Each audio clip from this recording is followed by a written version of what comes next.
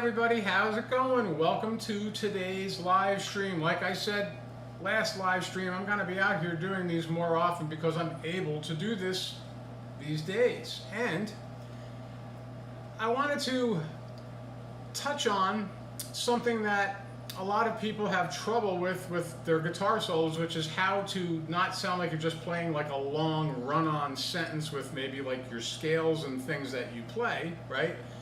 When you're taking a guitar solo, okay? Now, you have to keep in mind that when we're saying something on the guitar, we're basically speaking to people musically, right?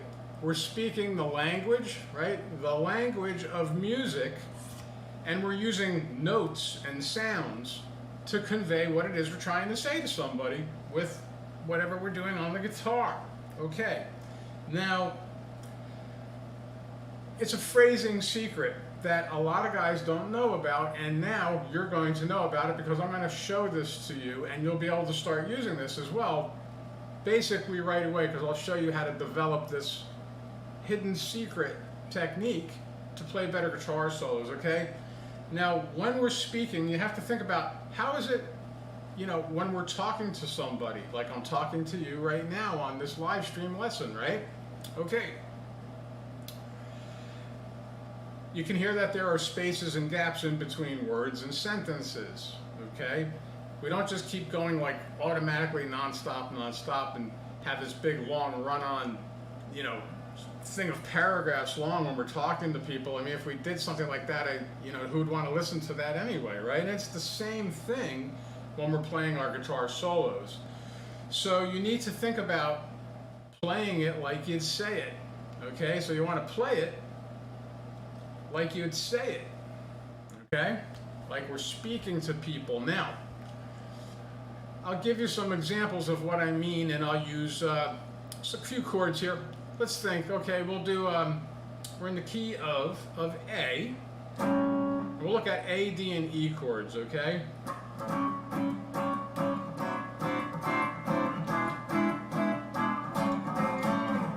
And we're looking at basically some dominant 7 shapes and, you know, that type of sound. Like blues, you know, bluesy sound. Okay, that dominant 7 thing for the cool blues feel, blues sound, right? Now, when you say things over your chords and over your progression and you're jamming and playing a guitar solo, you want to put some spaces in there. Now check out what I'm talking about here, okay? I'll play some examples for you. We're on an A7 chord, okay?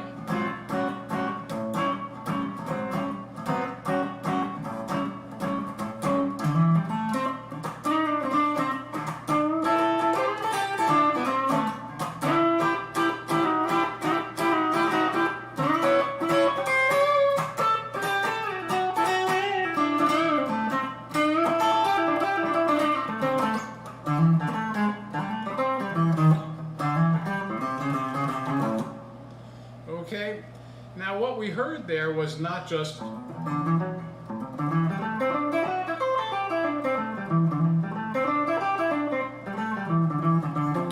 didn't hear that, no, because that would be like a big long run-on sentence, and then, you know, it just doesn't stop. You need to let people be able to absorb what you're trying to convey to them, you know?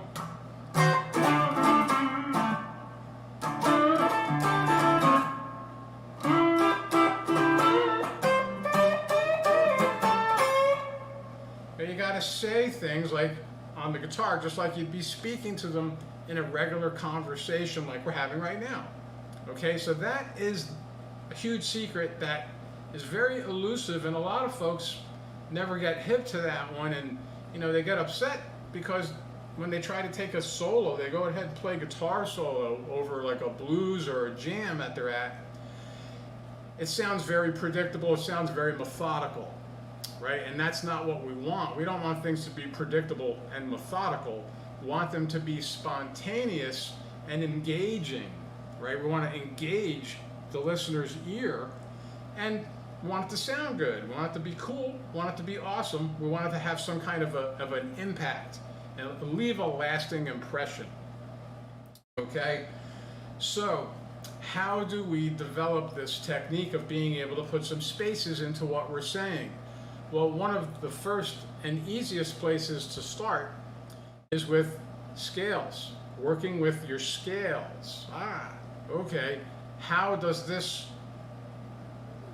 work with trying to put phrasing like this, how to say something, playing it like it say it, if you're practicing your scales? It's a good question. Well, I'm going to answer the question. Check this out. I'm going to use a major scale in this example right now, because you could play a major scale or a mixolydian if you're into that kind of trickery over a dominant 7. Why don't we use a mixolydian? Because we're looking at some dominant 7 sounds, right? They might have 13s or some 9s in them, But that dominant 7 chord is like the core of the sound we're trying to convey. So I'll use mixolydians. So check it out. When you're practicing a mixolydian scale,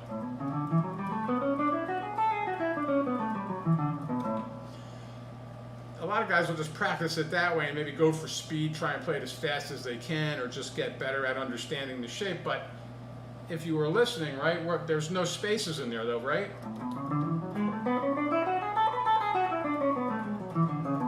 It's just straight up and down, ascending and descending, and there's no space. So it sounds like, we're playing or practicing a scale. But this is what is going to now separate you from sounding like you're practicing a scale, because when you practice a scale the way I'm going to show you, you're going to start developing this phraseology, this way of phrasing a line that is like, that basically is playing it like you'd say it, okay? You want to put some spaces in there, and you start off just very simple at first, right?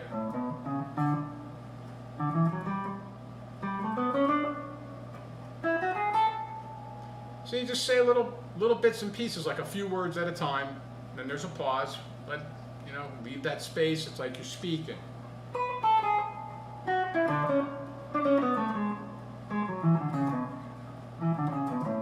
Right?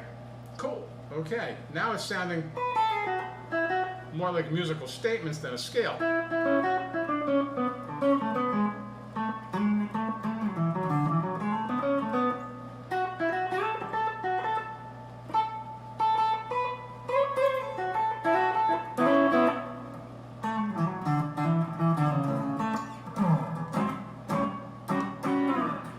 And of course, you can move beyond just doing it with a scale.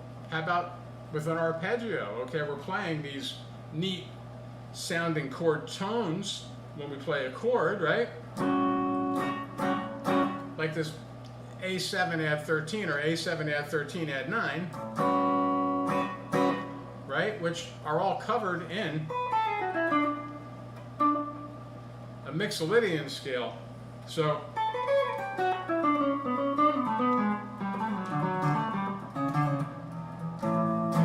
all those notes are in there. So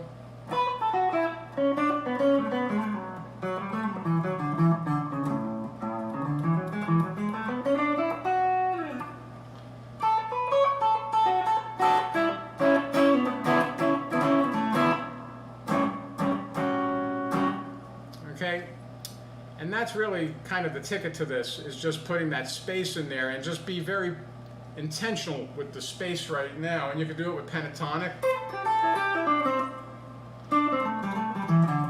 But we're going to arpeggios. Okay.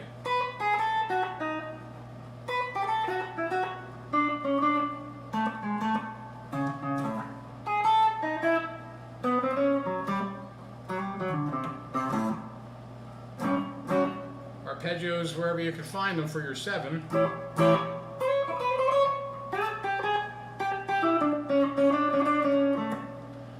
Okay, and put the spaces in on your arpeggio instead of just doing, chord tones. And that's cool because you need to outline a chord.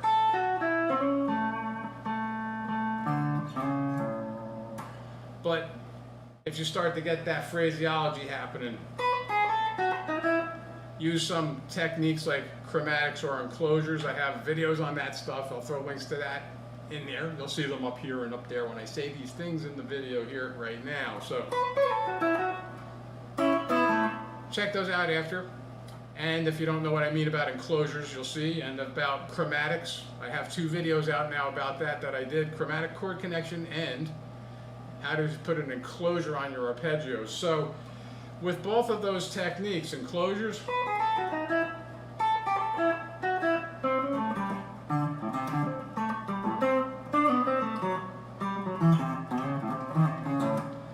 right? But here, there's a space in everything I'm doing, and I'm doing that very intentionally right now so that you could hear that. We want to say it, you know, play it like it's say it, okay? So that is it in a nutshell, okay? So I'm going to leave you on that note, and stay tuned for some more live streams because I'll be coming out here more now that I have the time. And of course, if you dig this kind of content, like, share, and subscribe to the videos, okay? Because I'm going to be putting more of these out here. But I did want to hip you to that concept today and wish you all an awesome weekend. And until next time, peace out.